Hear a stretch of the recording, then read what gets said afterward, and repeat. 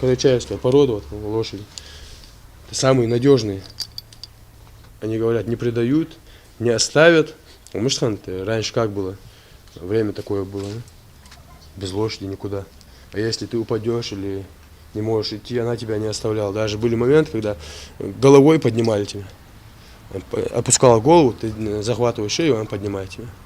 Давней мечтой Сайфулы Абадиева было желание приобрести настоящего породистого скакуна. Однако кто знает, сколько зарабатывает сельский учитель Сайфулла физрук в одной из местных школ и сколько стоит хороший конь, тот сразу поймет, что такую мечту смело можно отнести, если не к категории несбыточных, то точно к числу труднодостижимых. Сайфулла начал копить деньги, а когда, как ему показалось, накопил достаточно на маленького породистого жеребенка, стал ворошить интернет в поисках подходящего варианта. И наткнулся на сайт известного на Северном Кавказе бизнесмена-селекционера Хасана Салпагарова из Карачаева-Черкесии.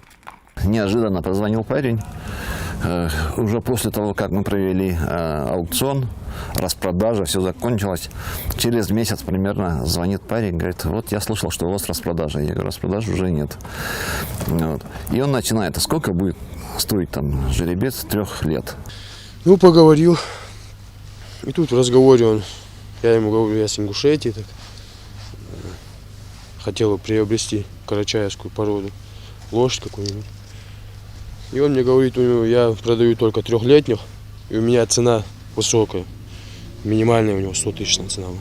Сайфулла стал расспрашивать Хасана о жеребцах и сказал, что хотел бы купить одного из питомцев по сходной цене. Нижний порог этой сходной цены сразу дал понять нашему земляку, что жеребец ему не по карману. Но если вы думаете, что разговор двух мужчин закончился на минорной ноте, вы ошибаетесь. И он говорит, если ты действительно с Ингушетии тянешься к нашей породе, приезжай, говорит, я подарю тебе жеребца.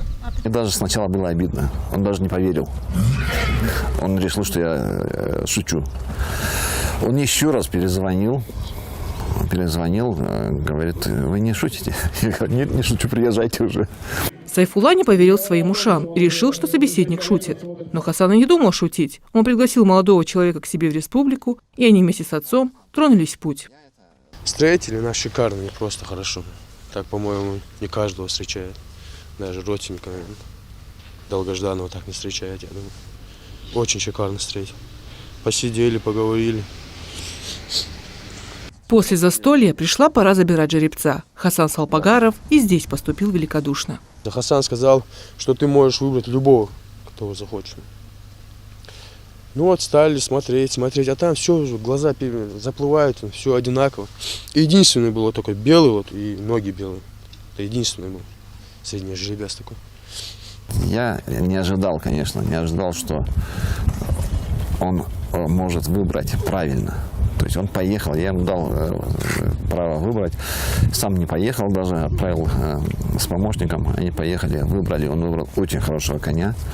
То есть видно, что если даже он сам лично не занимался, то предки были лошадниками.